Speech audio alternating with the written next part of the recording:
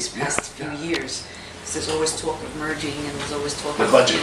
collapsing, and, why keep the small departments, all of that? Well, why? Because we're a needed reality here, that's why. Because our population is booming, and how are you going to justify closing a department like this one when, So how is it that you've been able to survive 45 plus years in this school when other city universities, other CUNYs, The schools, Lehman, yeah. Hunter, and all those other schools have not been able to Well, Lehman has done quite well, actually. Puerto Rican studies?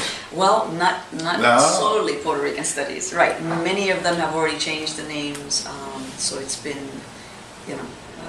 Latin American, Latino, Puerto Rican is mixed in there, or Caribbean studies, they're all sort of mixed in there. Yeah.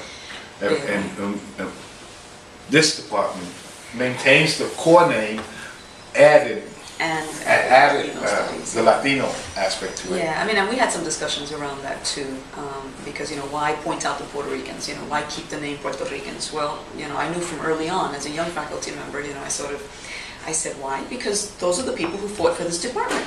Those are the ones, who sweat blood and tears and records and arrests. All of that, right, culminates in the dedication, and in the sacrifice that was given to this department. So how can you, discount that? How can you just put Latino studies? It's not fair. It's not fair. If we are to be fair to one another and give a voice to the history, of a people and their struggles, then you can't eliminate, Puerto Rican, because that's how this started.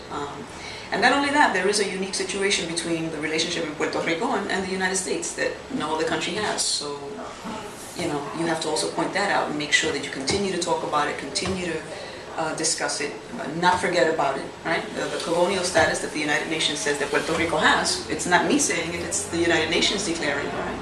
That has to continue to be worked on.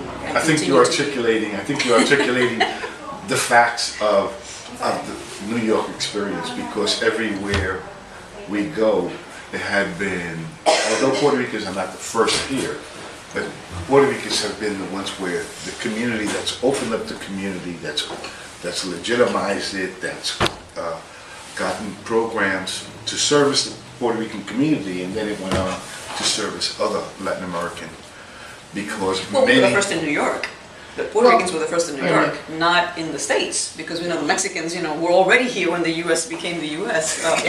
But in New York, yeah, Puerto Ricans were the ones that had to, pioneer, open the doors, Yeah, well, I'm talking about, bilingual education, housing. Many of the programs that exist in New York City have been vanguarded by Puerto Ricans, and hopefully we don't become chauvinistic about that as we accuse other groups of being. We need to be very careful about that.